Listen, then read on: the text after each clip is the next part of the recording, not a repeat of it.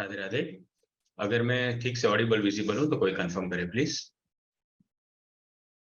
Thank you Ritu Bhardwaj ji, thank you Amarendra ji, बहुत बहुत धन्यवाद। ओके, तो आप लोग जानते हैं ये PowerPoint presentation based program है, तो अब यहाँ से आज की पीपीटी आपको मैं शेयर करना चाहूंगा, तो आप अपने डिवाइस स्क्रीन पर देख पाएंगे, थ्रू आउट द सेशन उसको फॉलो कर पाएंगे और लास्ट में आपको क्वेश्चन आंसर के लिए भी चांस दिया जाएगा। ओके, तो ये प्रेजेंटेशन है आज की, आई होप आप इसे देख पा रहे हैं अपने स्क्रीन पर।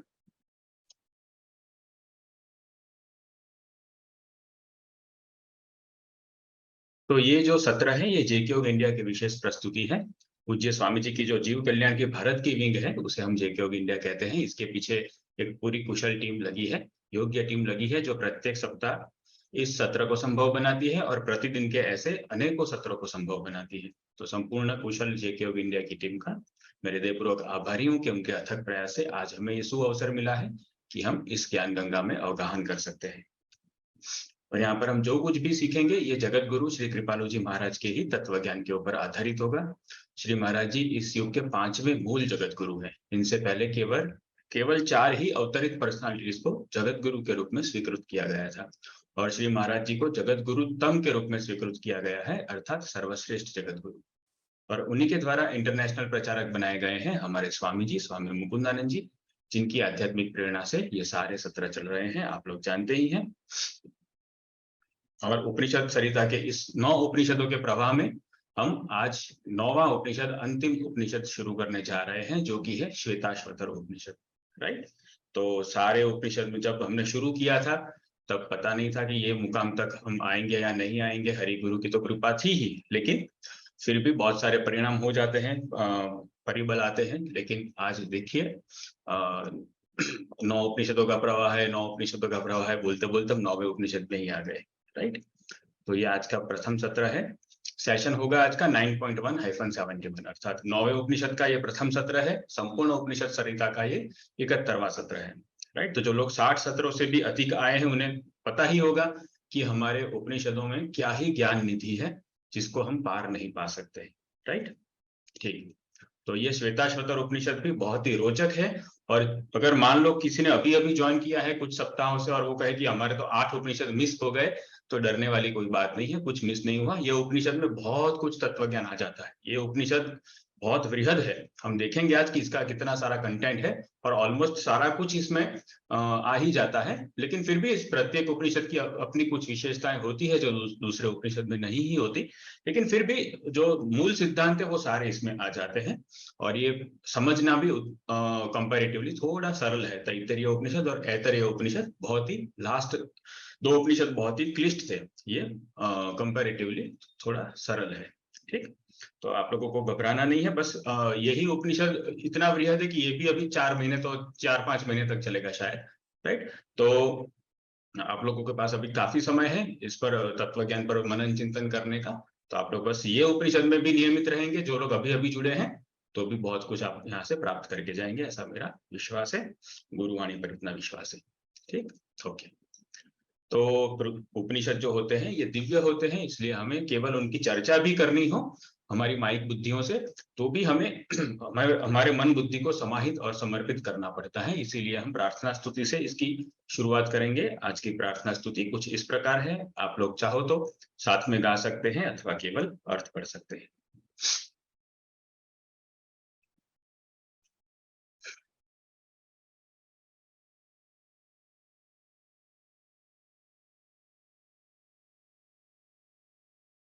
पूर्णे तटाके तृषित सदैव भूतेऽपि गेहे क्षुधितः समूढ कल्पद्रुमे सत्यपि वै दरिद्रः गुर्वादियोगेऽपि हि यः प्रमादी।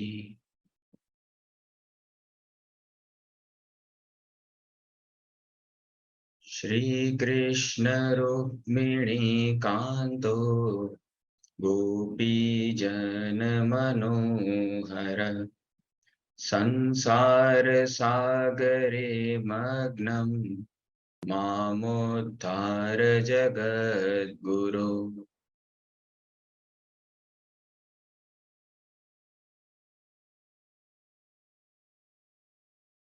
राधे राधे। पुनः इस उपनिषद सरिता के सत्र में आप लोगों का बहुत बहुत विशेष स्वागत है। और जैसे कि आप लोगों ने देखा कि प्रथम हमने यहाँ पर हरि गुरु रूपी महाशक्तियों का आह्वान किया है, जिसमें हमने देखा कि प्रथम श्लोक में गुरु महिमा है कि अगर किसी को गुरुवादि योग अर्थात गुरु आदि का योग मिला, अर्थात गुरु आदि का योग माने गुरु भी अच्छे मिले, मुमुक्षुत्व मिला, भगवान को प्राप्त करने की इच्छा हुई, मानव शरीर भी मिला हुआ है, अनुकूल वातावरण भी मिलता है बार बार सत्संग करने का, फिर भी अगर हम प्रमाद के कारण तत्व ज्ञान जो प्राप्त करते उस पर विचार नहीं करते और उसको स्थिर नहीं करते, उसकी स्थिरता का प्रमाण है कि वो हमारे बिहेवियर में दिखना चाहिए। तो यदि हमने प्रमाद किया है, वो बिहेवियर में ट्रांसलेट नहीं हुआ है, केवल मन में ही डेटाबेस की तरह स्टोर हो गया, तो फिर उसका कोई महत्व नहीं रह जाता। तो फिर वो तो ऐसा ही है जैसे कोई पानी भरा हुआ सरोवर था, उसके किनारे प्यासा ही मर गया, फ्री में पानी इतना सारा अवेलेबल था और वो मर गया, राइट। और घर में अनाज था फिर भी वो भूखा ही रह गया, और कल्प वृक्ष के नीचे बैठा था और वो दरिद्र का दरिद्र ही रहा। तो ये गुरु जो होते हैं वो हमारी जन्मों जन्म की भूख प्यास मिटाते हैं और हमें जो कुछ भी वांछित होता है वो सब दे देते हैं। इसलिए उनकी यहाँ पर जो तुलना की गई है वो सरोवर से और अन्न से और कल्प वृक्ष से की गई है, राइट। तो ये गुरु यदि ऐसे कोई महापुरुष हमारे जीवन में आ जाते हैं तो फिर कोई चिंता करने की बात ही नहीं है, मुझे क्या मिला क्या नहीं मिला, हमें हमारा बेस्ट आउटपुट देना है, बस बाकी सब उन पर छोड़ के हमें भक्ति को सतत रूप से बढ़ाते चले जाना है और कुछ नहीं करना है, ठीक, ओके। और फिर दूसरा श्लोक है, ये जगत गुरु श्री शंकराचार्य ने लिखा है, जिसमें वो कहते हैं कि हे रुक्मिणीकांत, हे श्री कृष्ण, हे गोपीजन मनोहर, हे गोलोक के व्रज के श्री कृष्ण, मैं तो संसार सागर में इतना मग्न हो गया हूँ कि मैं आपका स्मरण तक नहीं करता, अब आप ही मेरा उद्धार कीजिए, यहाँ से मेरा उद्धारण कीजिए, निकालिए मुझे, हे जगत गुरु, हे संपूर्ण विश्व के गुरु। आप तो संपूर्ण विश्व को चाहो तो एक साथ भगवत प्राप्ति करा सकते हो, तो अगर सारा विश्व एक साथ चाहे तो आप मुझ अकेले को क्यों इतनी मेरी पीड़ा को देख रहे हो, आप तुरंत मुझे यहाँ से निकालिए, ठीक। तो यहाँ पर एक आर्तनाद से एक वंदना की गई है श्री कृष्ण के प्रति, तो वो ये वही श्री कृष्ण है जो इन सारे उपनिषदों के वेद पुरुष है, राइट। तो ये श्री कृष्ण कोई ऐसा ग्वाला या किसी ग्वाले का छोरा नहीं था जिसने बहुत अच्छे अच्छे कार्य किए और लोगों ने फिर उसको बढ़ा चढ़ा के भगवान बना दिया, राइट, ऐसा नहीं है। ये पूर्ण ब्रह्म है जो अनंत कोटि ब्रह्मांड नायक है और अनंत कोटि ब्रह्मांड नायकों के भी नायक है, राइट। तो ये ऐसा परात्पर परम तत्व है जिसके विषय में यहाँ पर थोड़ा कुछ प्रकाश दिया जाता है वेद मंत्रों के द्वारा। वेद भी उनको ठीक ठीक रूप से निरूपित नहीं कर सकते, लेकिन फिर भी हमें तो कुछ भी नहीं पता है, तो something is better than nothing, right. और फिर धीरे धीरे धीरे करके जब भाव उद्दीप्त हो जाता है ये सारी बातों को जानकर, तो फिर वो योग बन जाता है और भगवत प्राप्ति हो जाती है। इसलिए वेदों को जानना अनिवार्य है और परमावश्यक है। और गुरु एक जैसे यहाँ पर कहा है, एक समर्थ गुरु की उसमें आवश्यकता होती है। मनमाना खुद रीडिंग कर लिया और खुद पुस्तकें खोलकर बैठ गए और इस तरह से पुस्तकीय ज्ञान से ये नहीं मिला करता, और केवल थियोरिटी के नॉलेज से भगवत प्राप्तियां नहीं हुआ करती। उसके लिए एक प्रैक्टिकल मैन का हमें पथ पथ पर प्रदर्शन चाहिए, मार्गदर्शन चाहिए, जो हमें मार्ग प्रदर्शन कर सके, राइट। तो इसलिए गुरु की विशेष महिमा है और इसी महिमा को ध्यान में रखते हुए अब हम हरि गुरु के चरणों में नमस्कार करते हुए नवीन उपनिषद 9वें उपनिषद से शुरुआत करते हैं, श्वेताश्वतर उपनिषद, ठीक।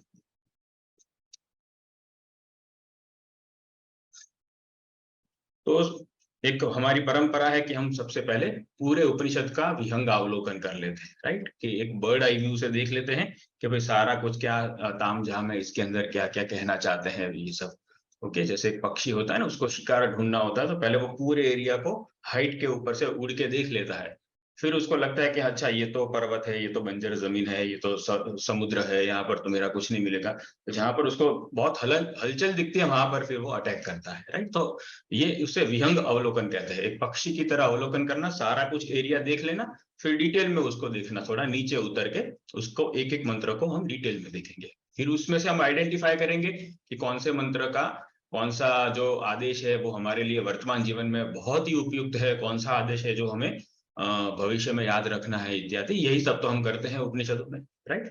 तो अब पहले हम इसका वेदों में स्थान, इसका अर्थ इत्यादि और इसकी फिर विषय वस्तुओं को देखेंगे विहंगावलोकन में, और क्या क्या टॉपिक्स है इत्यादि। फिर हम प्रथम मंत्र से शुरुआत करेंगे प्रार्थना के साथ। ऑलराइट, ठीक।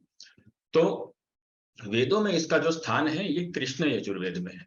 ओके, और ये कृष्ण यजुर्वेद की जो कर्कश शाखा है उसके जो अंतिम 6 अध्याय का जो वाङ्मय है उसे हम श्वेताश्वतर उपनिषद कहते हैं, राइट। जैसे हमें पता है कि वेदों की प्रत्येक शाखा का जो अंतिम भाग होता है वही सारे उपनिषद बन गए हैं। ओके, तो इसीलिए उपनिषदों को वेदांत कहा जाता है, अर्थात वेदों की प्रत्येक शाखा के अंत में पाए जाने वाले, इसलिए वो हो गया वेदांत। और इन्हीं वेदांतों को, इन्हीं उपनिषदों को सूत्रात्मक रूप से अगर कोई समझा दे तो वो वेदांत सूत्र हो गए। जैसे वेद व्यास जी ने लिखा है ना वेदांत सूत्र, और उसमें ब्रह्म का ही निरूपण होने से उसे ब्रह्म सूत्र भी कहते हैं, राइट। तो ये सारे उपनिषद वेदों की शाखा के ही अंतिम भाग में आने से प्रत्येक उपनिषद को हम वेदांत कह सकते हैं।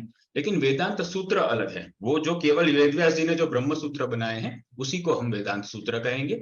यहाँ पर ये जो है ये सारे वेद मंत्र है या वेदांत मंत्र कह सकते हैं, उपनिषदों के मंत्र है, सूत्र नहीं है, ठीक है। ओके, तो वेदों में स्थान इनका है कृष्ण यजुर्वेद में। यजुर्वेद 2 प्रकार के हैं, कृष्ण यजुर्वेद और शुक्ल यजुर्वेद, राइट। तो वैशंपायन जी ने शुक्ल यजुर्वेद पर बहुत रिसर्च किया है और उसको परिमार्जित किया है और फिर उसको रिप्रोड्यूस किया है, और उन्हीं के शिष्य थे जिनके ज्ञान के आधार पर हमने पिछला पूरा उपनिषद देखा, राइट। तो वो याज्ञवल्क्य ऋषि है, उन्होंने कृष्ण यजुर्वेद लिखा है, राइट। तो ये जो समर्थ गुरु और समर्थ शिष्य होते हैं वो आपस में झगड़ा भी करते हैं कभी कभी, जो हमने देखा था कि फिर उन्होंने झगड़ा किया और उन्होंने कहा कि तुम्हारा ज्ञान का वमन करो, वॉमिट कर दो, और फिर उन्होंने सारे जो अपने जो कमजोर शिष्य थे उनको कहा कि तुम तीतर बनकर ये सारे ये वॉमिट को, ये ज्ञान को खा लो तो तुम्हारे अंदर वो एसिमिलेट हो जाएगा और फिर तुम ज्ञानी हो जाओगे, ये शॉर्टकट है।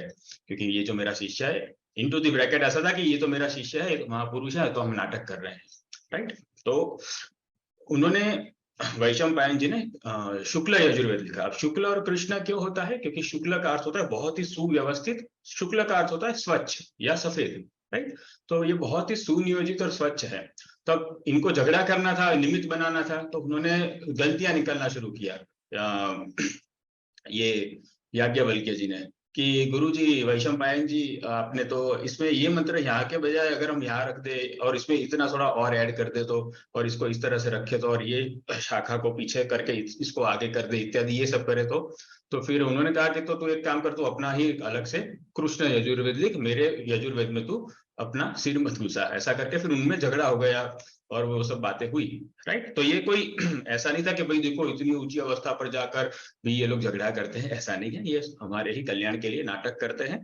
तो फिर कृष्ण यजुर्वेद हुआ, कृष्ण माने काला, तो यहाँ पे काला का अर्थ है कि वो अनऑर्गेनाइज्ड था, अर्थात अनऑर्गेनाइज्ड मतलब इसमें कहीं कहीं छंद आते हैं, कहीं कहीं अर्थात कहीं कहीं रागात्मक छंद आते हैं, पद्यात्मक वर्णन आता है, कहीं कहीं केवल वाक्य ही आ जाते हैं पूरे के पूरे। हमने तैत्तिरीय उपनिषद में देखा था ना कि कोई कोई था वो पूरा पद्यात्मक था, कोई तो सीधा का सीधा वाक्य ही था। तो ऐसा ये पूरे कृष्ण यजुर्वेद में ऐसा है, राइट। तो इसलिए यहाँ पर ये कृष्ण माने अनऑर्गेनाइज्ड, या कहो कि थोड़ा अस्वच्छ, कि भाई इसको ठीक से देखना पड़ेगा कि भाई ये मंत्र है, ये राग है, इसके कितने स्वर है, कौन से राग में जा रहा है, कौन से छंद में जा रहा है, ये सब, या फिर ये केवल गद्यात्मक निरूपण है।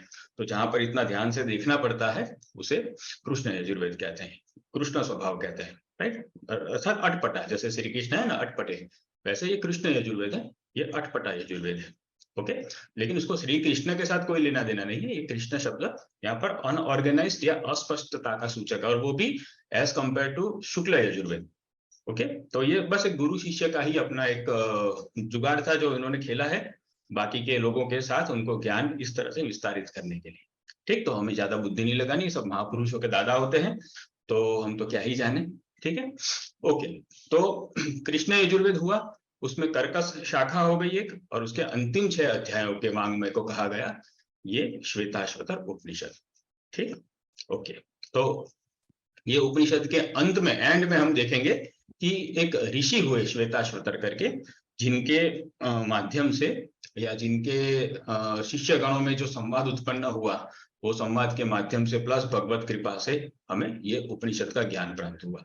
लेकिन फिर भी वो तो एक बात हो गई कहने की, लेकिन इसका जो तात्विक अर्थ है श्वेताश्वतर, उसका तात्विक अर्थ क्या होता है वो जरा समझ लेते हैं, ठीक है। और right, wait a minute.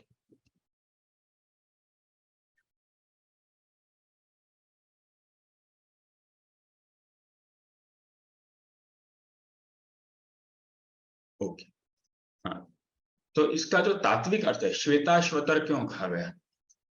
Okay, तो ये शब्द ही जैसे अपने आप में सूचित करता है ना हमें, कि ये बताता है कि ये श्वेत अश्व तर 3 शब्दों से बना है। अर्थात श्वेत माने सफेद, अश्व माने घोड़ा, और तर माने उस पर सवार होकर उससे पार हो जाना, राइट। तो सफेद घोड़े पर सवार होकर पार हो जाना, राइट, उसे श्वेताश्वतर कहते हैं, ठीक। तो ये एक परिकल्पना है, सफेद घोड़ों की बहुत महिमा है हमारे ये वैदिक स्ट्रक्चर में, और आनंद मीमांसा में भी इसकी बहुत महिमा है कि उच्चतर जगतों में जो पशु भी होते हैं, वो सारे बहुत ही दीप्तिमान होते हैं, तो वो श्वेत दिखते हैं, राइट। तो वहाँ के घोड़े, हाथी सब श्वेत, ऐरावत श्वेत है, वहाँ के घोड़े जो पंख वाले हैं वो सब श्वेत कलर, श्वेत रंग के हैं, राइट, तो सफेद होते हैं। तो वो एक बहुत पवित्र वाहन माना जाता है। तो यहाँ पर एक ऐसी कल्पना है कि श्वेताश्वतर सफेद घोड़े पर सवार होकर पार ले जाने वाला। और फिर अगर हम उपनिषद के लास्ट कॉन्टेक्स्ट की अर्थ में देखें, स्पॉइलर दे देते हैं, तो इसका अर्थ होता है कि वो जो श्वेताश्वतर ऋषि थे, ओके, तो वो ऋषि के नाम पर है, तो हो सकता है वो सफेद घोड़े पर ही सवारी करते हो और अपने शिष्यों को जगह जगह पर ले जाते हो, ऐसा भी हो सकता है, राइट। लेकिन और एक ऐसा वांग्मय होता है जिसकी ये उपनिषद की दिव्य वांग्मयता जो है, उसकी परिकल्पना सफेद घोड़े से की गई हो, राइट। अब ये तो दिव्य बुद्धि से दिए गए दिव्य नाम है ना, तो इसमें हम अधिक इसका ज्यादा एनालिसिस करेंगे तो बुद्धि का ही पैरालिसिस हो जाएगा। इसलिए हमें बस इसको केवल एक ऐसे अर्थ में लेना है कि ये कोई एक ऐसा स्ट्रक्चर है, कोई एक ऐसा वांग्मय है जो हमें संसार से पार ले जाने वाली गतिविधियों का मार्गदर्शन देने वाला है, राइट। तो श्वेत अश्वतर, सफेद घोड़े पर सवार होकर, उसके ऊपर इसके मंत्रों की विद्याओं पर सवार होकर हमें ये संसार से पार हो जाना है, राइट। तो ये एक प्रकार से बहुव्रीहि यौगिक समास हो गया संस्कृत स्कॉलर्स के लिए, ये बहुव्रीहि समास है, देख सकते हैं यहाँ पर, ठीक, ओके।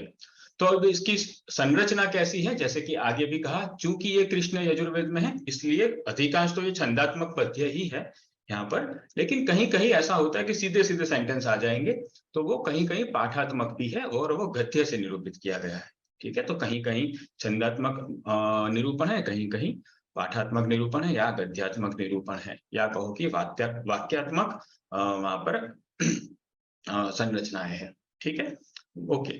तो ये उसकी ये उसका कॉन्स्टिट्यूशन हुआ, ठीक। तो बस इसके विषय में उपनिषद का जो ओरिजिनल वांग्मय है उसके विषय में इतना जानना आवश्यक है। फिर इसकी कर्कश शाखा का भी बहुत बड़ा विषय वस्तु है, और फिर उसके अंदर भी ये है वो है, बहुत सारी उसके पीछे भी स्टोरीज है हमारे पुराणों में, लेकिन हम उपनिषद सरिता में केवल उपनिषद के रिगार्डिंग ये समझेंगे।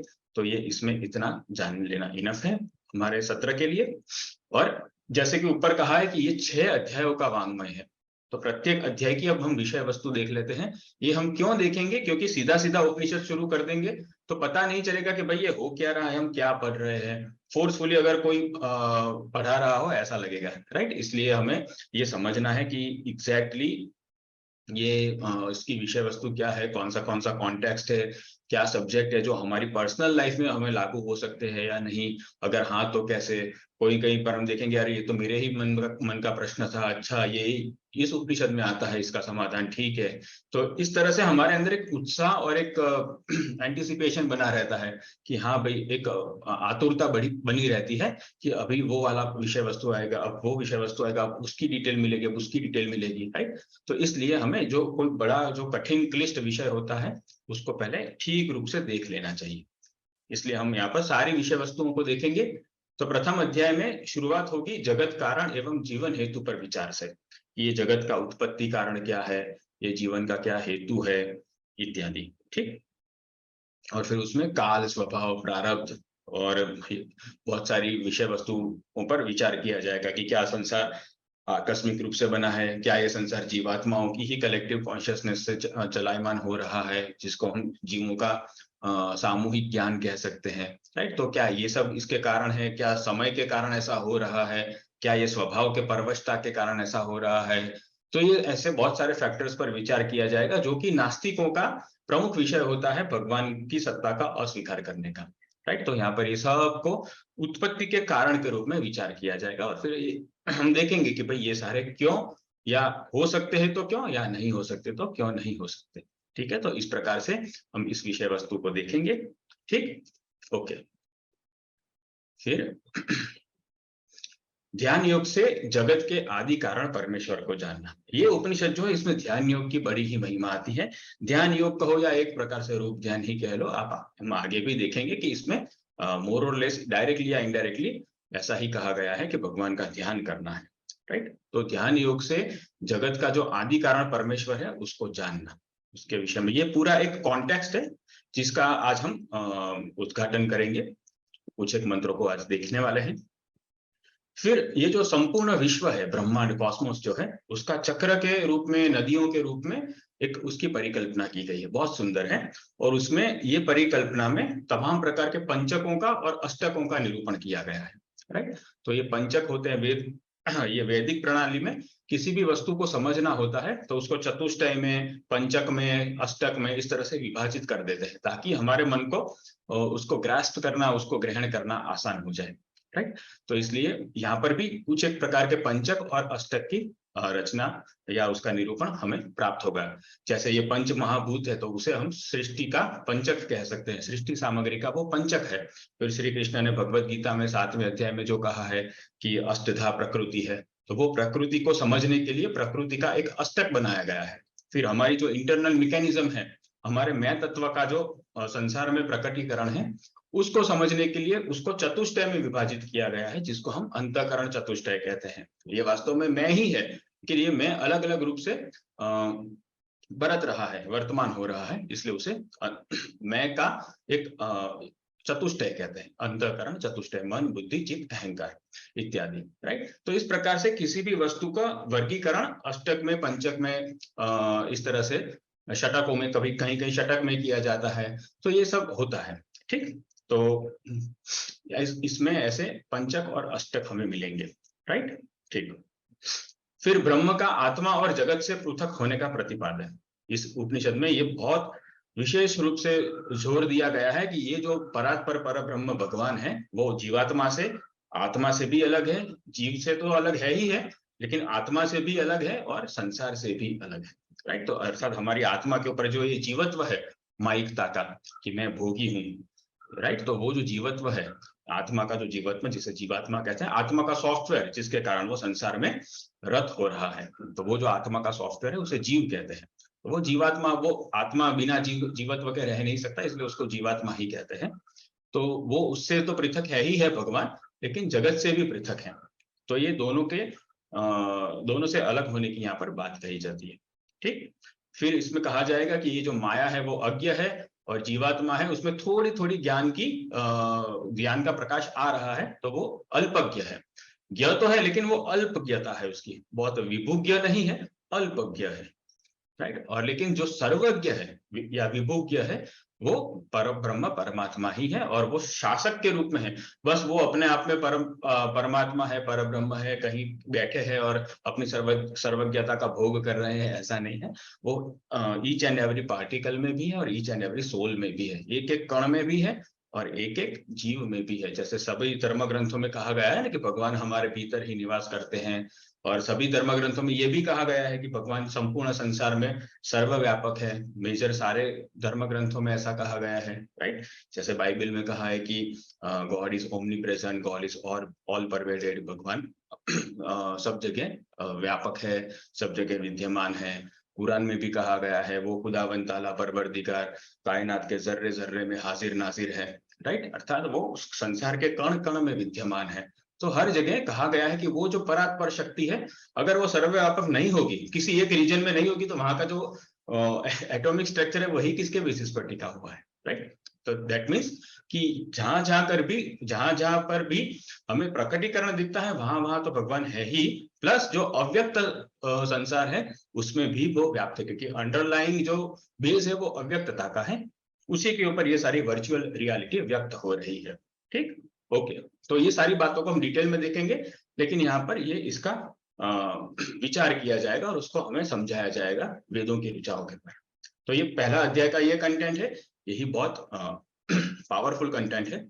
फिर उसके बेसिस पर अब इसको आधार बनाकर नए नए जो विचार है या कॉन्सेप्ट है उसके ऊपर विवरण दिया जाएगा। तो दूसरे अध्याय की विषय वस्तु में क्या आएगा, फिर आगे ध्यान योग की बात हुई, फिर इसमें आएगा कि स्तुति, प्रार्थना और ध्यान के द्वारा परमेश्वर में नित्य स्थिति की सिद्धि कैसे प्राप्त होती है, उसकी प्रक्रिया। कि हम अगर हम केवल स्तुति प्रार्थना करें अर्थात भगवान का भावमय संकीर्तन करें इत्यादि और उनका रूप ध्यान करें, तो भगवान में हमारी नित्य स्थिति कैसे हो सकती है। भगवान में नित्य स्थिति अर्थात महापुरुष हो जाना, राइट, अवेयरनेस के साथ वो नित्य स्थिति आ जाना। तो उसकी सिद्धि की जो प्रक्रिया है वो यहाँ पर बताई जाएगी।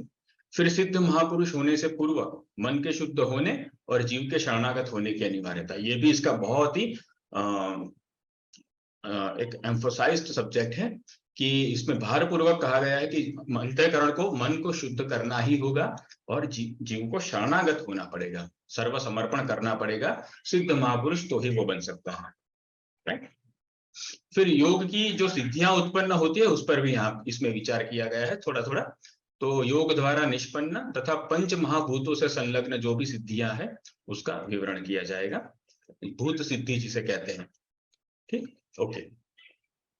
फिर योग साधन से ब्रह्म तत्व को जानने की विधि, कि योग साधन से अगर ब्रह्म को प्राप्त करना है तो किस प्रकार का योग करना चाहिए, राइट। फिर कृतकृत्यता उससे कैसे आ सकती है और वो हमारी मुक्ति का कैसे कारण बन सकता है और किस प्रकार की मुक्ति मिलती है योग साधन से, तो वो मुक्ति के स्वरूप पर भी विचार विमर्श किया जाएगा। फिर उसके बाद तीसरा अध्याय, इसमें सारे अध्याय में जो जितना निरूपण किया है उससे भी अधिक बहुत सारा कंटेंट है, लेकिन मुख्य मुख्य विषय वस्तु को ही यहाँ पर लिया गया है, ठीक है, ओके। तो तीसरे अध्याय में क्या होगा, तीसरे अध्याय में होगा कि परमेश्वर के सर्वत्र नेत्र, मुख, हाथ और चरण होने की दार्शनिकता, कि भाई भगवान का सब जगह नेत्र है, मुख है, हाथ है, चरण है, ये हम देखते हैं ना, सर्वत्र पाणिपादौ, ये हर जगह आता है। तो भगवत गीता में भी विश्व रूप जब बताया था तब भी ये निरूपण आया था। तो इसमें हमें लगता है कि ये कैसा है कि भगवान के सब जगह हाथ होते हैं, सब जगह नेत्र होते हैं, सब जगह मुख होता है, तो इसके पीछे की दार्शनिकता क्या है, किस साइंस के बेसिस पर ऐसा कहा जाता है और उसका स्वरूप क्या है, कैसे ऐसा कह सकते हैं कि भगवान के सारे अंग सर्वव्यापक है, सब जगह विद्यमान है, राइट। तो ये एक ओर से ऐसा ही कहा जा रहा है कि भगवान सशरीर सर्वव्यापक है, ओके। तो ये कैसे होता है, इसकी क्या दार्शनिकता है, इस पर हम विचार करेंगे, ठीक। फिर रुद्र रूप परमेश्वर की सर्व कारण रूप से उपासना तथा उनसे कल्याणदान की याचना, ओके, ठीक है।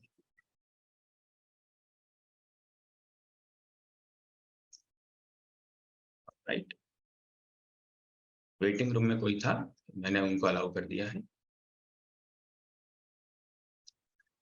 तो रुद्र रूप परमेश्वर की सर्व कारण रूप से उपासना की, वो जो रुद्र रूप परमेश्वर है वो क्या है, वो कैसे हैं, और वही सर्व कारण है, और उनकी उपासना और उनसे फिर अपने कल्याण की याचना की जाती है कि हे परम परमेश्वर, हे हे महादानी, आप मुझे कल्याण का दान दीजिए, मुझे और कुछ सिद्धि विद्धि का दान नहीं चाहिए, मेरा कल्याण ही हो जाए।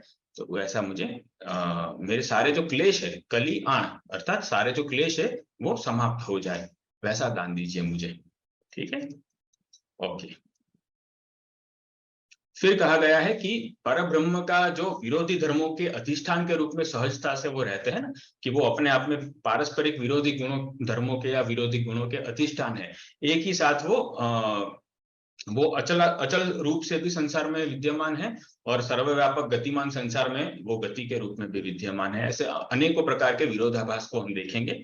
तो ये ऐसा कैसे सहजता से हो जाता है, इस पर उसके तात्विक विज्ञान पर चर्चा होगी, ठीक। ये तीसरा अध्याय, उसकी प्रमुख विषय वस्तु।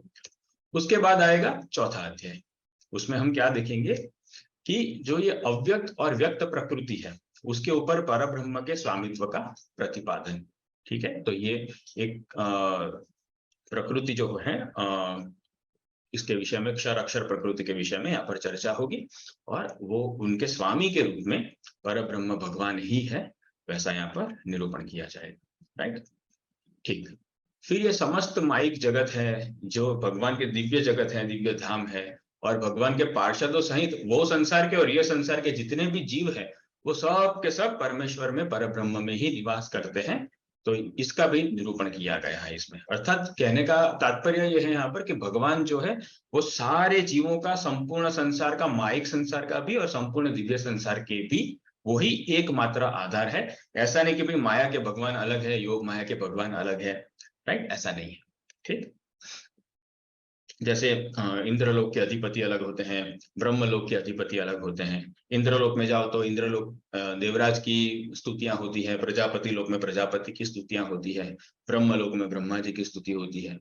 तो वैसे अलग अलग अधिपति चेंज हो जाता है ना, लेकिन भगवान के विषय में ऐसा नहीं है, राइट। वो एको रुद्र, वो एक ही है, और वो यहाँ पर भी वही शासन करते हैं, वहां पर भी वही शासन करते हैं। ये संसार भी उन्हीं का बनाया हुआ है, वो संसार भी उन्हीं का बनाया हुआ है। या कहो कि ये संसार में भी ये संसार भी वही बन गए हैं और वो संसार भी वही बने हुए हैं।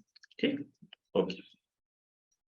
फिर चराचर के स्वामी को, जो संपूर्ण जगत के स्वामी है, उसको यज्ञों के द्वारा अगर हम समर्पण करते हैं तो ये तो तेरा तुझको ही अर्पण हुआ ना, कि भाई आप ही तो चराचर के स्वामी हो और आपको ये अर्पित किया।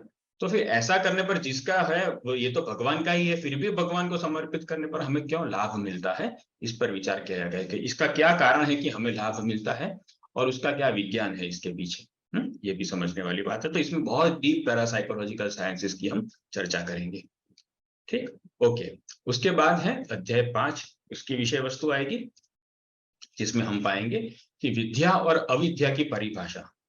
ओके, विद्या माया क्या है, अविद्या माया क्या है, ये सब, और विद्या किसे कहते हैं, अविद्या, तो फिर विद्या किसे कहते हैं, अविद्या किसे कहते हैं, और ब्रह्म की सर्वज्ञता से सर्वोपरिता होने का वर्णन, कि जो विद्या और अविद्या है उसमें जो वित धातु है, अर्थात उसमें जो ज्ञानपना है, राइट, वो दोनों में जो ज्ञानपना है वो सब ब्रह्म की जो सर्वज्ञता है, ब्रह्म की जो ज्ञता है, उसमें से विद्ता उत्पन्न होती है, अविद्या उत्पन्न होती है। और इस तरह से भगवान ही सर्वोपरि सिद्ध होते हैं, चाहे फिर वो माया हो, चाहे फिर वो जीव हो, चाहे फिर वो योग माया हो, राइट। इस पर हम डिटेल में चर्चा करेंगे। फिर जीवों की गतियों पर भी विचार किया गया है, मरणोपरांत गति की, कि भाई जब हम मर जाते हैं तो क्या हो सकता है, क्या क्या हो सकता है हमारे साथ, राइट।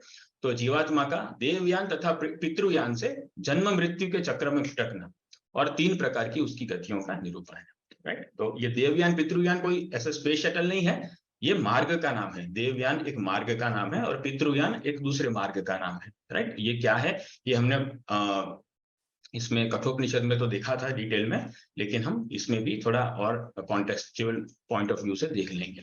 ठीक, और फिर 3 प्रकार की गतियां, 3 पॉसिबिलिटीज है मरने के बाद, मानव शरीर में मरने के बाद, वो देखी जाएगी यहाँ।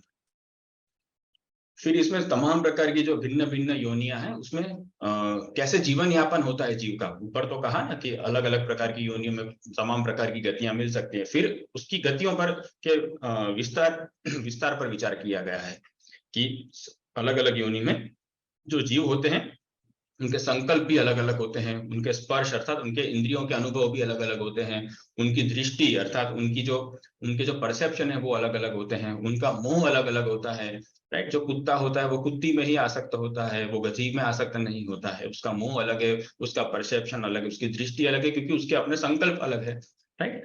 तो कुत्ता है, उसका संकल्प है कि चूहे को देखूंगा तो मैं मारूंगा, बिल्ली को देखूंगा तो मैं मारूंगा, लेकिन शेर को देखूंगा तो मैं भागूंगा, राइट। तो लेकिन शेर को कुत्ते का डर नहीं है, क्योंकि शेर का संकल्प अलग है, उसको अपनी अनुभूतियां अलग होती है, उसकी अपनी दृष्टि अलग है। तो ये सारी बातें, तो उसके भोजन भी अलग है, सारे जीवों के जलपान अलग है, और यही सब एमालगमेशन से उनकी वृद्धि होती है, यही सब संयोजनों से उनकी वृद्धियां होती है, और इसमें पारावार दुख है, राइट। तो ये सब कुछ इसमें निरूपण किया गया है कि अगर भगवत प्राप्ति नहीं की मानव शरीर में, तो फिर ये बहुत सारी बात है। ये सब क्यों वर्णन किया जाता है विभिन्न योनियों के अनुभवों का, ताकि हम सचेत हो जाए, राइट। ये डिस्कवरी चैनल या नेशनल जियोग्राफिक चैनल को खोलने के लिए नहीं बताया गया है यहाँ पर इसीलिए बताया गया है कि हम सचेत हो जाए कि भाई अच्छा ऐसे ऐसे दुख है, इसमें से कुछ कुछ योनियों के जीवों को तो हम देख ही रहे हैं, राइट। और उसके ऊपर से जो और योनियों में दुख मिलता होगा उसका भी अनुमान लगाया जा सकता है। तो ये अनुमान प्रमाण से यहाँ पर बताया गया है कि भाई जल्दी जल्दी भगवत प्राप्ति कर लो, वरना बहुत देर हो जाएगी। ठीक, ओके। और फिर ये जो जन्म मरण का चक्र है, उस पर और सावधान करने के लिए उसके अनादित्व पर विचार किया जाएगा, कि ये कोई आजकल की स्टोरी नहीं है कि तुमने अभी कुछ ही टाइम पहले कुछ मिस्टेक की है और तुम घूम रहे हो। ये एक अनादित्व है इसके अंदर, ये इसके अंदर एक एक विशेषता जुड़ी हुई है इसके साथ अनादित्व की, वो क्या है उसके हम डिटेल में चर्चा करेंगे।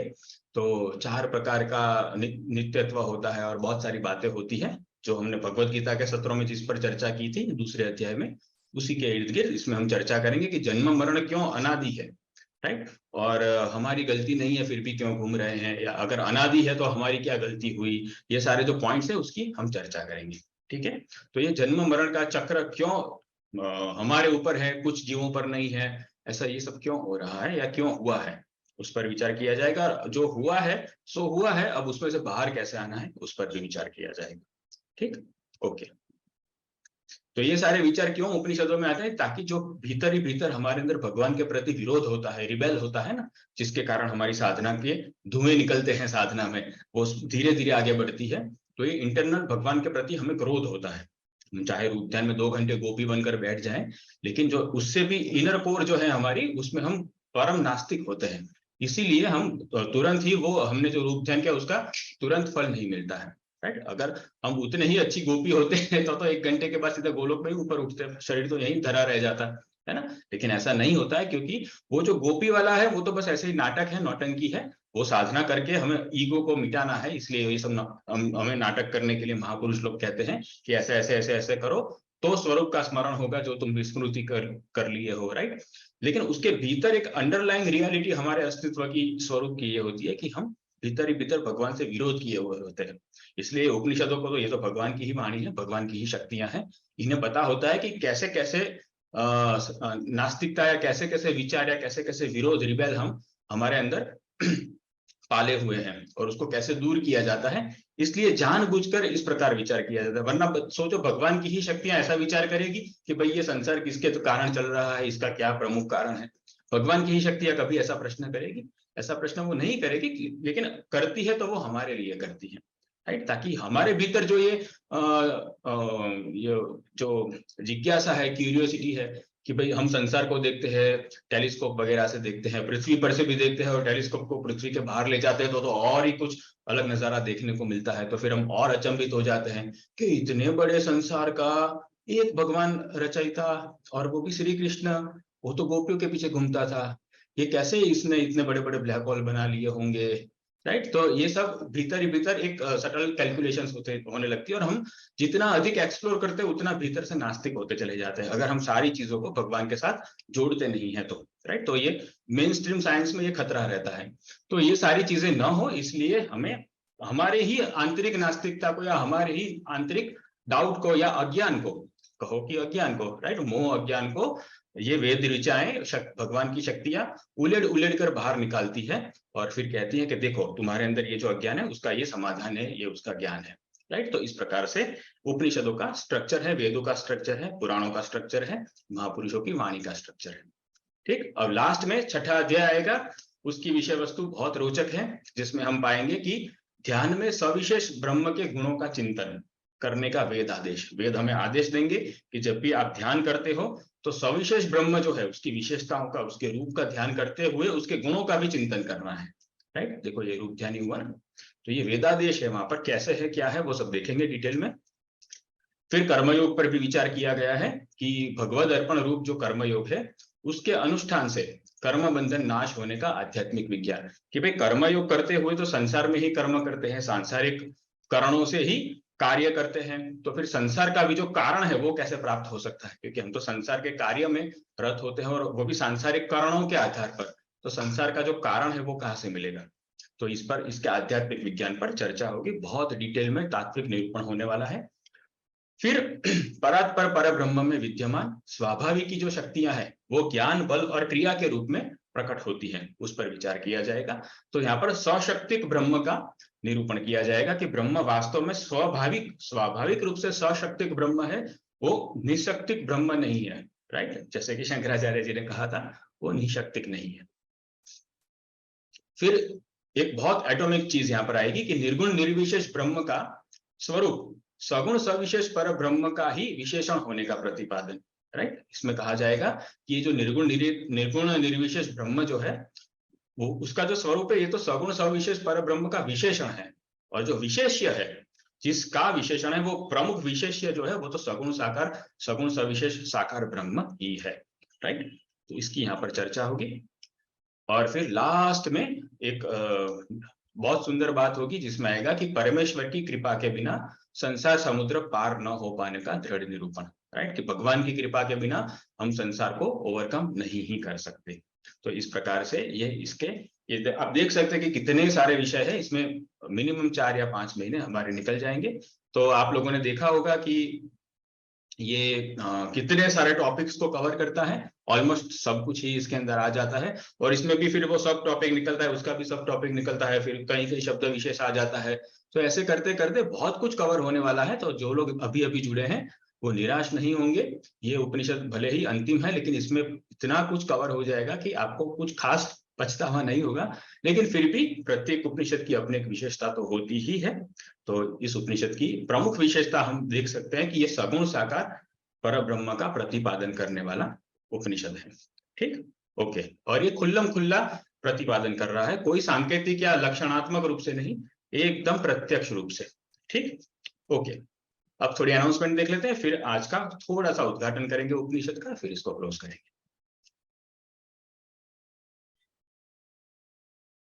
अनाउंसमेंट में ऐसा है कि पूज्य स्वामी जी की ये नवीन पुस्तक आ रही है, आ चुकी है, मतलब ये golden rules for living your best life, जिसमें अपना सर्वश्रेष्ठ जीवन जीने के स्वर्णिम नियम है।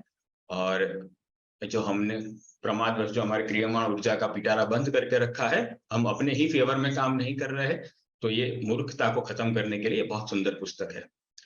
और सॉरी, यहाँ पर ऑर्डर करने के लिए आप ये दोनों URL का उपयोग कर सकते हैं। और कुछ छोटी छोटी अनाउंसमेंट्स है जिसमें कि जेके योग द्वारा जितने भी ऑनलाइन सत्र संचालित होते हैं उसकी सारी जानकारी आपको यहाँ से मिल जाएगी। और पूज्य स्वामी जी के द्वारा जो साप्ताहिक प्रेरणादायक ईमेल प्राप्त होंगे आपको करने हैं, तो ये स्वामी mukundananda.org पर जाकर न्यूज़लेटर वाला एक नीचे सेक्शन होगा, स्क्रॉल डाउन करेंगे तो वहां पर आपको ये जानकारी मिल जाएगी। ठीक है, और ये प्रत्येक सप्ताह स्वामी जी के जो ये ईमेल है वो आपके ईमेल आपके इनबॉक्स में आते रहेंगे।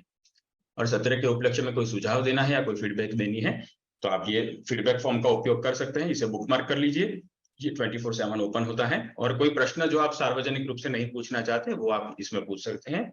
ठीक है, तो ये आप अपने डेटाबेस में रखेंगे। और जेके योग द्वारा जितने भी जीव कल्याण के कार्य होते हैं तो उसमें यदि आपको अपनी स्किल्स का योगदान देना है, कोई ना कोई स्किल्स हर एक के पास होती है, तो आप ये वॉलंटियर फॉर्म भर के अपनी विशेषता हमें बता सकते हैं, जिससे कि हम आपका संपर्क कर सके। और पूज्य स्वामी जी की अनेक पुस्तकें हैं, केवल 2-4 नहीं है, अनेक पुस्तकें लिखी है उन्होंने, बच्चों से लेकर वृद्ध तक सबको काम आए वैसी सारी पुस्तकें उन्होंने लिखी है। और उसके अतिरिक्त भी बहुत सारे उनके रचनात्मक संस्करण हैं जो अगर आप घर बैठे ही प्राप्त करना चाहे तो rgdham.org से प्राप्त कर सकते हैं। और आपको संस्था के विषय में कोई अन्य जानकारी प्राप्त करनी है तो ये 2 हमारी हेल्पलाइन है, इसका आप उपयोग करके हमें हमारा संपर्क करके अपनी क्वेरी सॉल्व कर सकते हैं। ठीक है, ऑलराइट, अब हम आगे बढ़ते हैं। Just a minute.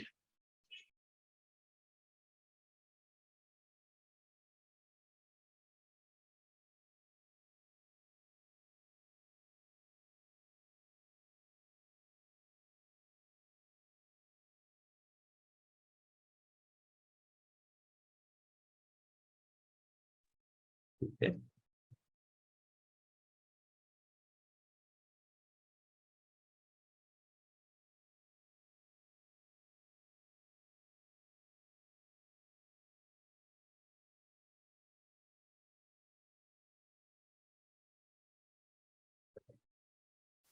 तो अब हमने सारे उपनिषदों का सारा जो उसकी जो विषय वस्तु है और जो कंटेंट है वो देख लिया कि क्या क्या चीजें हम देखने वाले हैं, राइट। तो अब हम शुरू करते हैं उपनिषद। आज का श्वेताश्वतर उपनिषद वो शांति पाठ से शुरू होता है। प्रत्येक उपनिषद का आरंभ और अंत एक ही शांति पाठ से होता है, राइट, सेम शांति पाठ से। तो ये आरंभ हो रहा है यहाँ पर श्वेताश्वतर उपनिषद का। हरि गुरु के चरणों में पुनः नमस्कार करके हम इस दिव्य उपनिषद का प्रारंभ करते हैं शांति पाठ।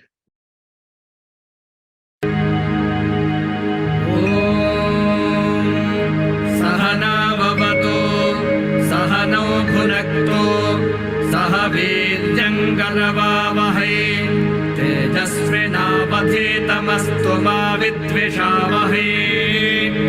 ओम शांति शांति शांतिः।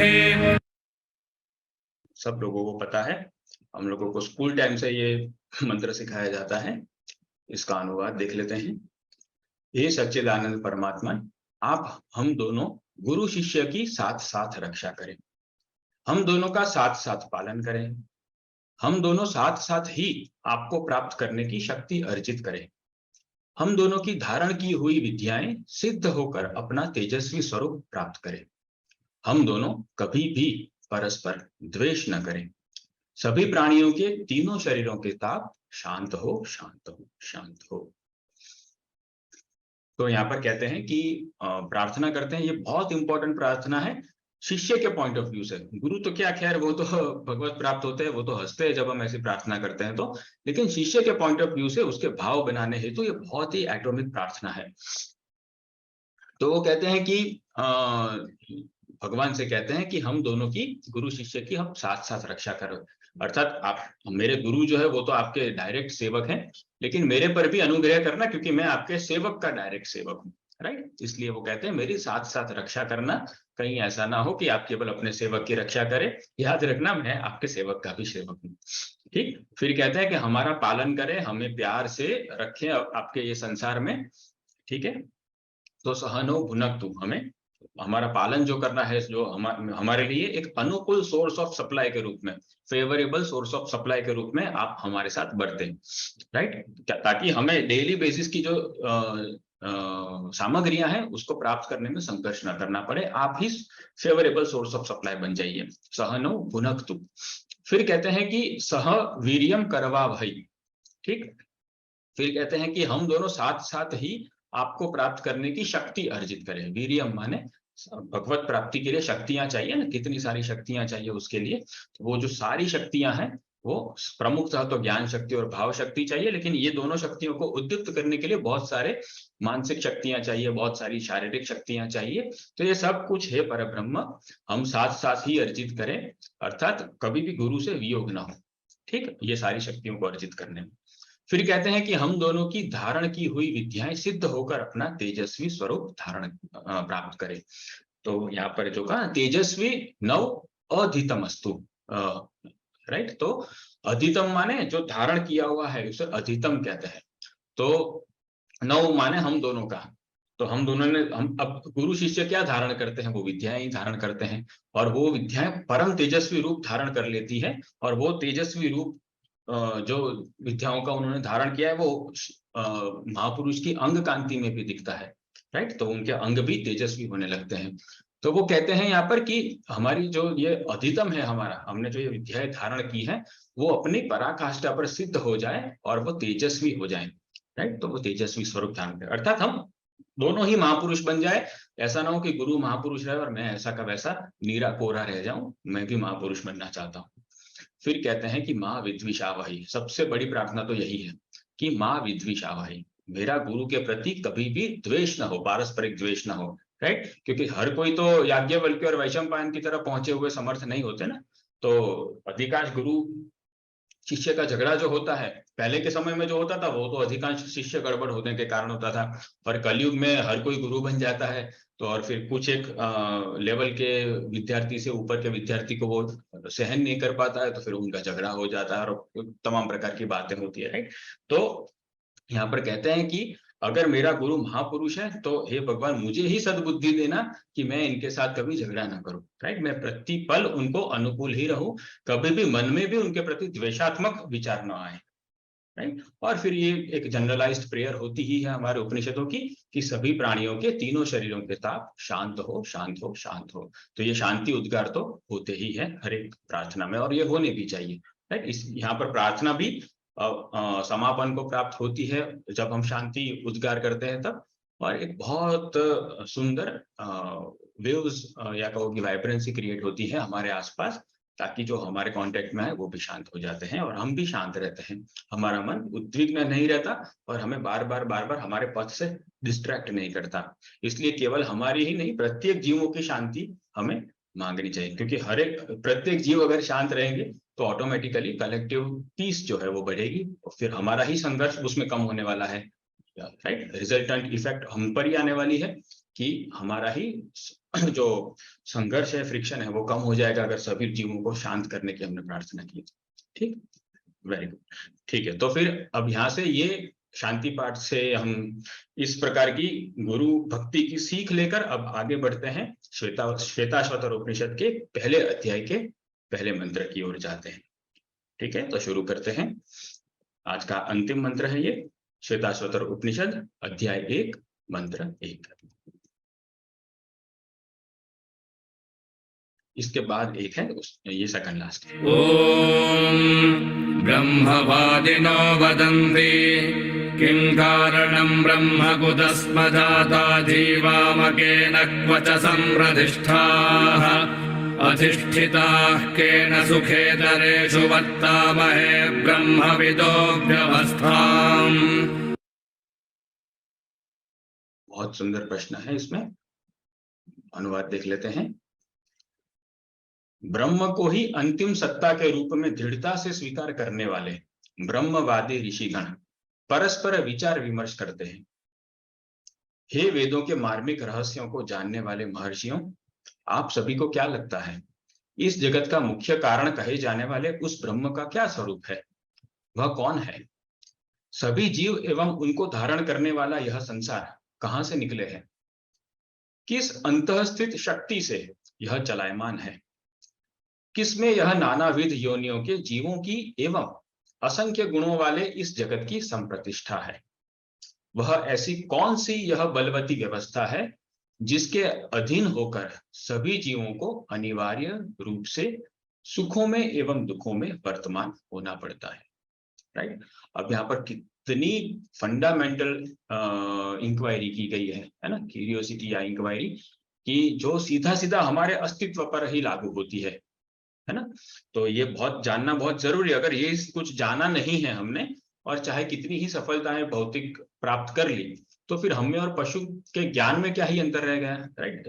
जीवन परिस्थितियों में तो बहुत बड़ा अंतर होगा, लेकिन हमारे और उसके ज्ञान में क्या ही अंतर रह गया। एक गधे को, एक घोड़े को, एक कुत्ते को भी नहीं पता होता कि भाई वो कहाँ से निकला है और क्या चीजें हैं, भाई क्या बलाएं हैं ये सब संसार वंसार, राइट। और एक मल्टी मिलियनर को भी पता नहीं होता है कि भाई ये मैं कहाँ से आया हूँ, ये यूनिवर्स कहाँ से आया है, या किसी साइंटिस्ट को भी नहीं पता होता है, राइट।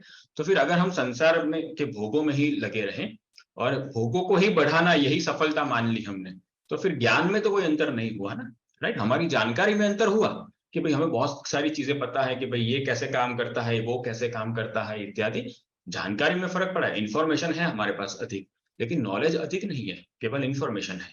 ठीक, तो इसलिए यहाँ पर कहते हैं कि ऐसी इंक्वायरी होनी चाहिए कि नॉलेज बढ़े, ना कि इंफॉर्मेशन बढ़े। तो यहाँ पर ये जो इंक्वायरी की गई है ये सारी नॉलेज बेस्ड इंक्वायरी है। ठीक है, तो ये ज्ञानात्मक जिज्ञासाएं हैं, ये ज्ञान को और अनुभवों को बढ़ाने वाली जिज्ञासाएं हैं। तो ये ऐसी टॉप लेवल की जिज्ञासाएं कब निकलती है? जब हमने हमारे ऊपर और संसार के ऊपर बहुत कुछ विचार ऑलरेडी कर लिया हो और संसार से बहुत कुछ मात्रा में हम उपराम हो चुके हो, तब जाकर हमारे जो प्रश्न होते हैं उसकी क्वालिटी बढ़िया निकलने लगती है।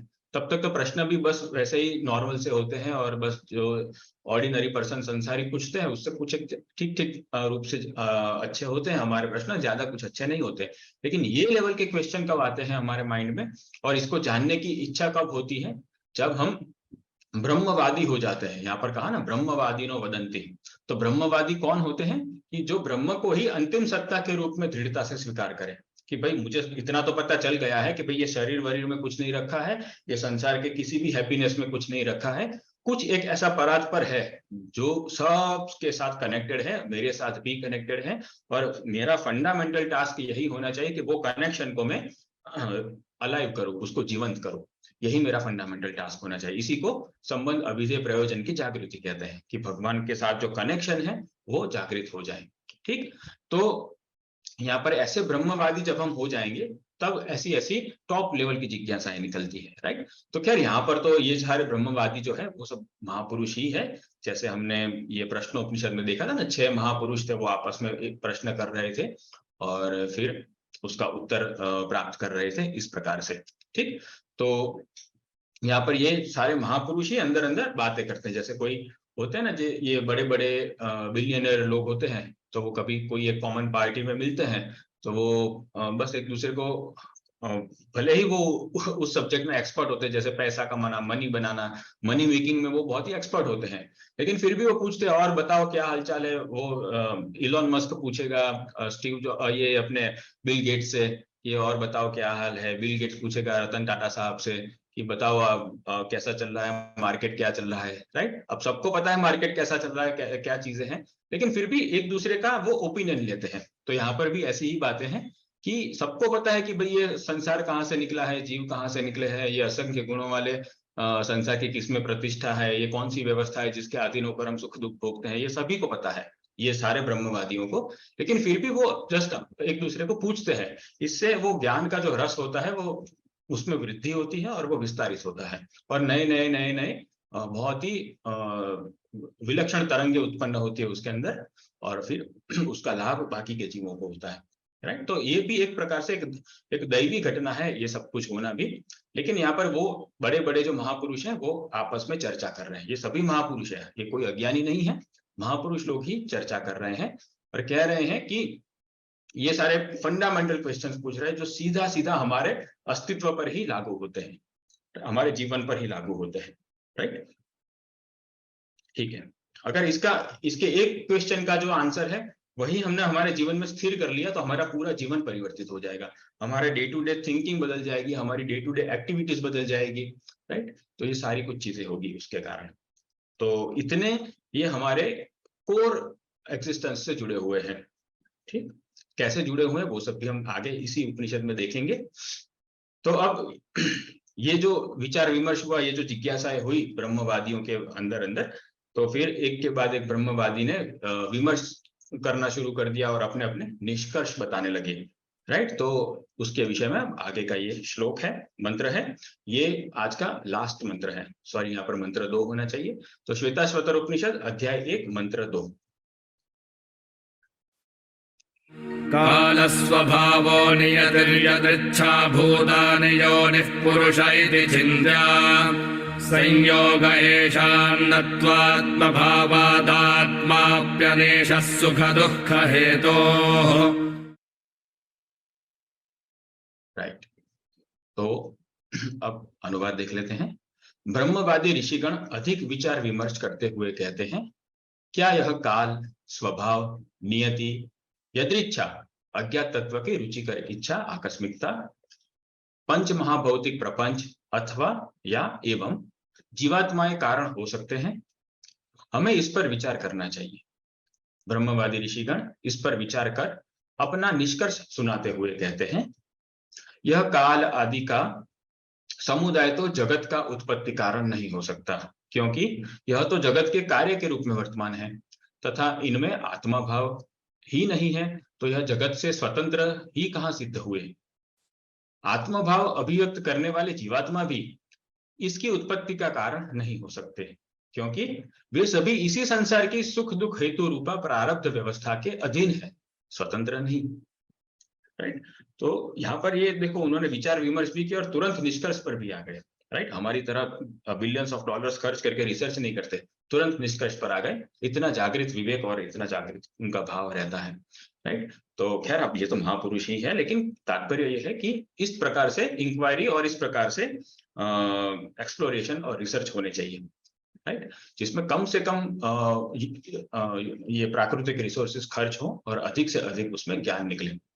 ठीक, तो अब वो आगे अपनी इंक्वायरी को वो एक्सटेंड करते हैं और खुद पूछते हैं कि भाई, लोग कहते हैं प्रथम अवलोकन करने पर ऐसा लोगों को लग सकता है कि भाई ये जो काल है सब कुछ तो समय के हिसाब से होता है, अरे भाई समय ऐसा था इसलिए हम क्या करें, राइट। तो यहाँ पर समय का अर्थ है कि ये जो कलेक्टिव कॉन्शियसनेस का जो प्रभाव होता है ना, इसे यहाँ पर काल के रूप में लिया गया है, राइट। ये जो हमारी वॉल क्लॉक टिक टिक टिक टिक करती है, ये समय की बात नहीं है। काल का अर्थ यहाँ पर है समय अनुसार की जो चेतना है, वो चेतना के प्रभाव से ही सब हो गया, राइट। तो उसे काल के रूप में यहाँ पर लिया गया है, राइट। वो भी समय के ही अधीन होती है, इसलिए काल के रूप में लिया गया।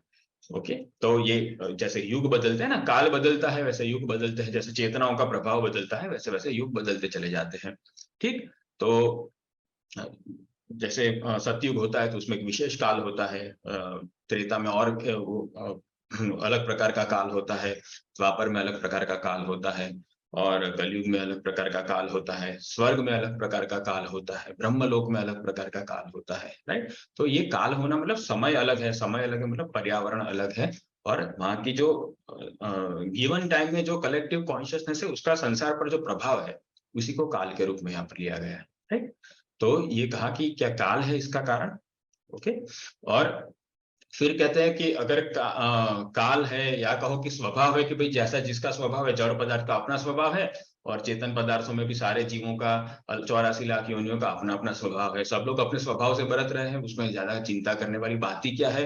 तो ऐसा भी हो सकता है कि क्या लोगों को ऑब्जर्वेशन करने पर, ड्राई ऑब्जर्वेशन करने पर लोगों को ऐसा भी लग सकता है, साइंटिस्ट वगैरह को, भाई सब कुछ ऐसे ही जैसे डार्विन ने कहा था ना कि मेरे पूर्वज बंदर थे, वैसे।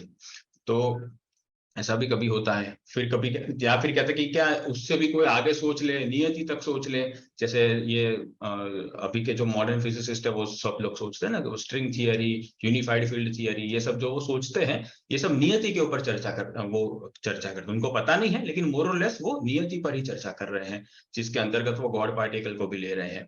तो वो कहते हैं कि क्या ये नियति है, नियति अर्थात जो कॉस्मिक लेवल पे जो नियत हो चुका है, फिक्स हो चुका है कि ये ऐसा ही होगा, तो उसे नियति कहते हैं, अर्थात ब्रह्मांड की जो कुंडली है उसे नियति कहते हैं। तो क्या ऐसा है कि ये नियति ही उसका कारण है, नियति से आगे कुछ नहीं है, बस जो है सो नियति है और कुछ नहीं है।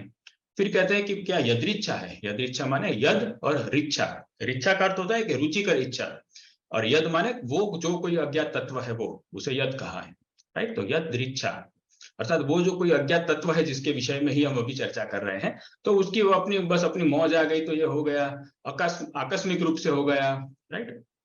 तो ये कहाँ से आया ये पता नहीं है, इसलिए उसको अकस्मात कहते हैं। अकस्मात माने ये कहाँ से आ गया ये पता नहीं है, राइट, दैट इज अकस्मात।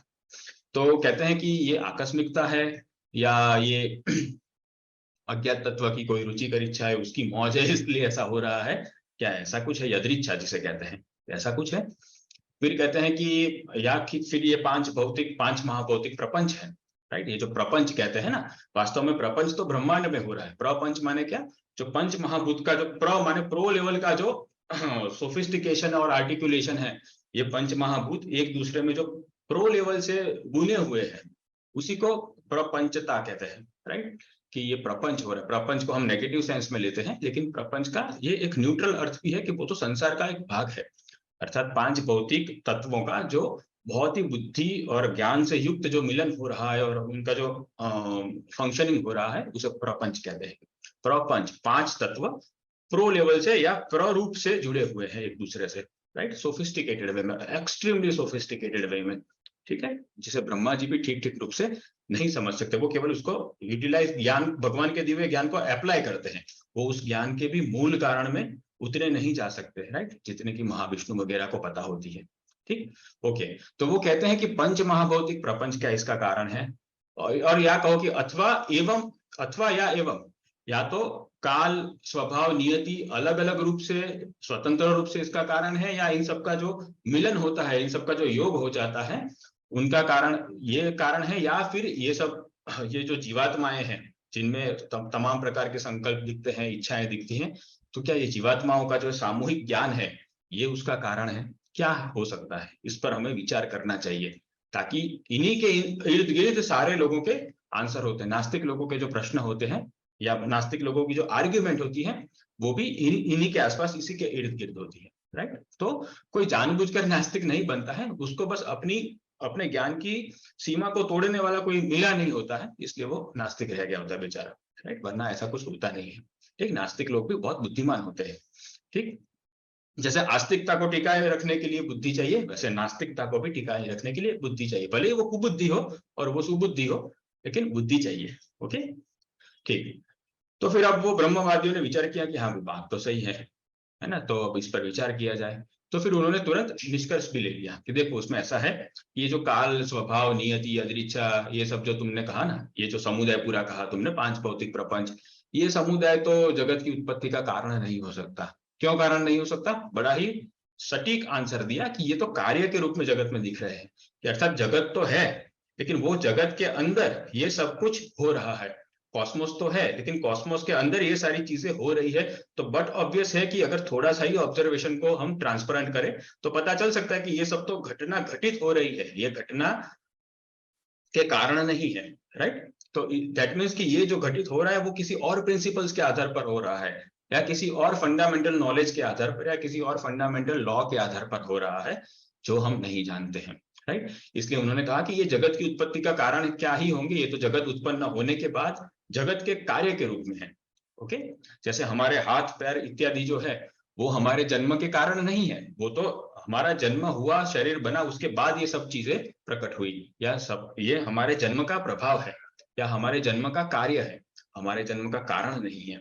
ठीक उसी तरह से ये सारे जो काल, स्वभाव, नियति, यदृच्छा, ये सब जो दिख रहा है, ये सब तो संसार बन गया है, संसार की ब्लूप्रिंट बन गई, उसका फंक्शनिंग ठीक ठाक हो गया, उसके वायर फ्रेम हो गई, उसके अंदर एलिमेंट सारे घुसा दिए गए, और उसको जब स्टार्ट किया उसके बाद ये सब होने लगा, राइट। लेकिन ये स्टार्ट कहाँ से हुआ, इसको स्टार्ट किसने किया, ये सब तो हमें जानना है। जैसे आगे के मंत्र में कहा कि अंतःस्थित शक्ति क्या है, इसके अंदर छिपी हुई एनर्जी क्या है, वो हमें जानना है, राइट। तो ये तो नहीं हो सकता, क्योंकि ये तो बहुत ही स्थूल रूप से कार्य के रूप में दिख रहे हैं, तो ये सब तो नहीं हो सकता। तुरंत ही काट दिया उन्होंने। फिर कहा कि और दूसरा भी एक प्रमुख कारण दिया कि इनमें आत्मभाव नहीं है। ये तो एक के कारण दूसरा होता है, दूसरे के कारण तीसरा होता है, तीसरे के कारण चौथा होता है, राइट। ये कॉन्सिक्वेंशियल है, राइट। ये कॉन्सिक्वेंसेस है संसार की। ये संसार का कारण कैसे हो सकता है, क्योंकि इनमें आत्मभाव ही नहीं है।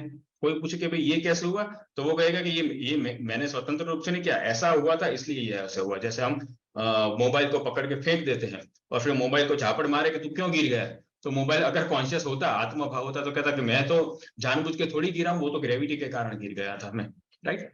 फिर तो ग्रेविटी को अगर हम झापड़ मारे तो ग्रेविटी कहेगी कि भाई मैंने जानबूझ के थोड़ी मोबाइल को खींचा है, पृथ्वी का मास ही ऐसा था, तो मैं क्या करूं। तो ऐसे करते करते करते कहां पर किस पर आरोप आएगा, वो जो अंतिम आरोप जिस पर आएगा वो भगवान है, राइट।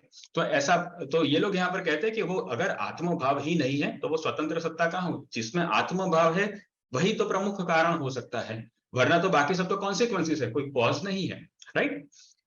तो ये तो सारी इफेक्ट है, ये सारी, भले ही कहा जाता है कि कॉज एंड इफेक्ट है, ये कॉजालिटी है, लेकिन कॉज एंड इफेक्ट तो कॉन्सिक्वेंसेस के रूप में होते हैं, कि एक जो इफेक्ट होती है वो किसी और कॉज के कारण होती है, लेकिन वो जो कॉज होता है वो किसी और कॉज का इफेक्ट होता है, राइट। जिसे हम संसार में कारण मानते हैं, वो कारण ही किसी और कारण का कार्य होता है, और वो कारण किसी और कारण का कार्य होता है।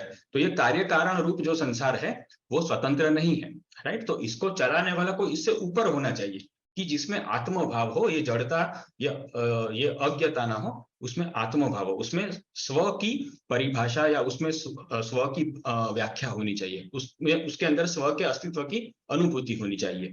ये सारी वस्तुओं को, समय को, स्वभाव को, नियति को अपनी अनुभूतियां नहीं होती, ये सारी जड़ है, राइट। ये किसी और चेतना का प्रभाव है, ये स्वयं चेतन नहीं है। तो अगर ऐसा कुछ हो जो स्वयं चेतन हो तो बात बन सकती है, राइट।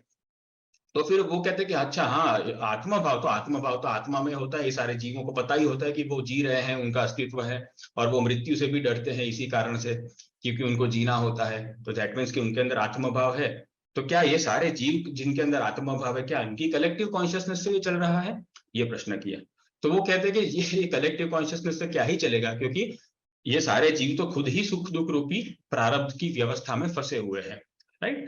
अगर ये प्रारब्ध की इस व्यवस्था में फंसे हुए हैं तो उनके जो अनुभव है वो भी तो फ्लक्चुएटिंग होंगे, और अगर अनुभव फ्लक्चुएटिंग है तो संसार भी कितना रैंडम होगा। अगर उनकी कलेक्टिव कॉन्शियसनेस के हिसाब से ये चलता तो ये संसार कितना रैंडमली बिहेव करता, राइट। लेकिन ये संसार रैंडमली बिहेव नहीं करता, ये तो कॉस्मोस है, ये केओस नहीं है, राइट। अगर ये केओस नहीं है, अगर ये कॉस्मोस है, ये सुनियोजित स्ट्रक्चर है, तो फिर जीवों के जो सुख दुख रूपी अनुभव से उनकी जो कलेक्टिव कॉन्शियसनेस चेंज होती है, इंपल्सिफाइड होती है, कभी ऊपर उठती है, कभी नीचे उठती है, कभी न्यूट्रल होती है। तो वैसे भी संसार में कभी जब मन चाहे तब महाप्रलय हो जाए, जब मन चाहे तब फिर से सृष्टि हो जाए, ये सब होना चाहिए, लेकिन ऐसा होता नहीं है। जीवों की चाहे जो भी गति हो, संसार अपनी तरह से अपने फंक्शनिंग में कार्यरत ही रहता है।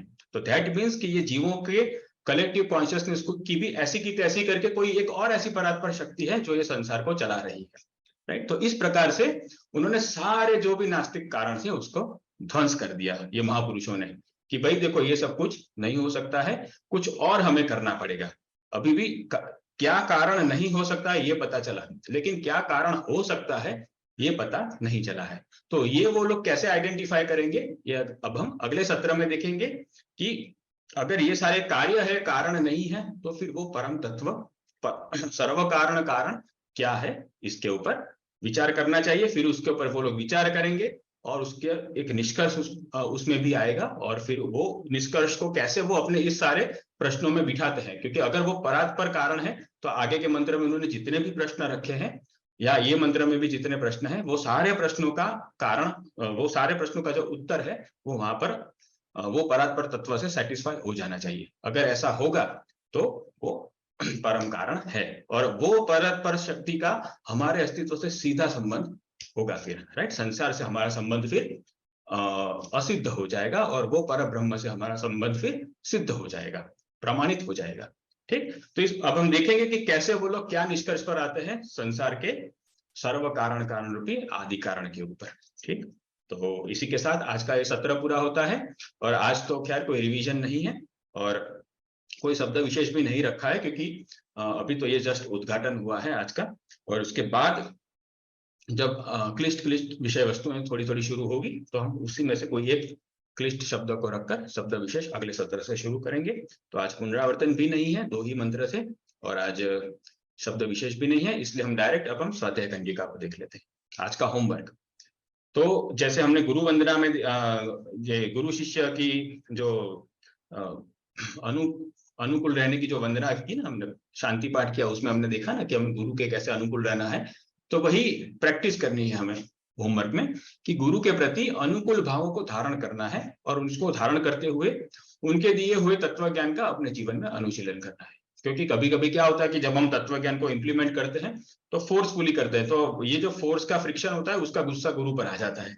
फिर कभी कभी उनके प्रति नेगेटिव चिंतन होने लगता है, फिर उनके सारे कार्यों में बुद्धि लगाने लगते हैं, ये सब होता है, राइट। इसलिए ऐसा न हो, इसलिए गुरु के प्रति अनुकूल भावों को पहले धारण करना है, उसके बाद ही तत्व ज्ञान का इंप्लीमेंटेशन करना है।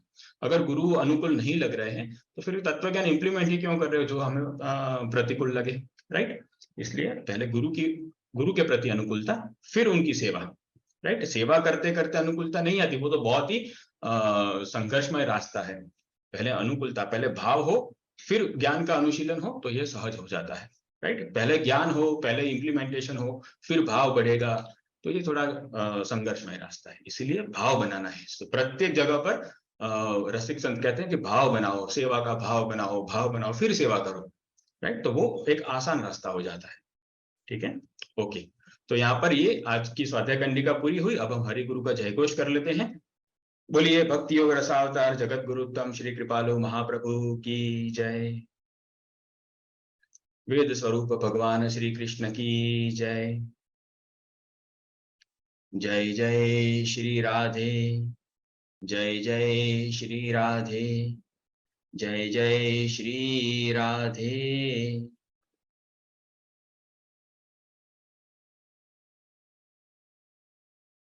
अब हम हरि गुरु के चरणों में नमस्कार करते हैं और श्वेताश्वतर उपनिषद के मंत्र मंडल को प्रार्थना करते हैं कि वे वैकुंठ गमन के लिए प्रस्थान करें। ठीक, और आप सभी मूल्यवान श्रोताओं से मैं कुछ संबोधन करना चाहूंगा कि आप लोग सत्र में आते हैं, अंत तक रुके रहते हैं, और इतने दिनों से आप आए हैं, रुके हैं, तो ही जाकर हम इस आज ये पड़ाव पर पहुंचे हैं कि हम अंतिम उपनिषद में आ चुके हैं, राइट। तो आप सभी लोगों का बहुत बहुत हार्दिक धन्यवाद इस तरह से सत्र में आकर अंत तक जुड़े रहकर मेरा उत्साहवर्धन करने के लिए। और अगर आप लोग जाना चाहते हैं तो आप सभी के मंगल कल्याण की कामना के साथ संपूर्ण जेके ऑफ इंडिया की टीम की ओर से आपका आने वाला समय उपनिषदमय बीते, भक्तिमय बीते, ईश्वर ज्ञान से युक्त बीते, यही हमारी आपके लिए शुभकामना है। आप सभी को राधे राधे। और जो लोग प्रश्न पूछना चाहते हैं वो लोग हैंड रेस्ट कर सकते हैं, तब तक मैं चैट बॉक्स देख लेता हूँ।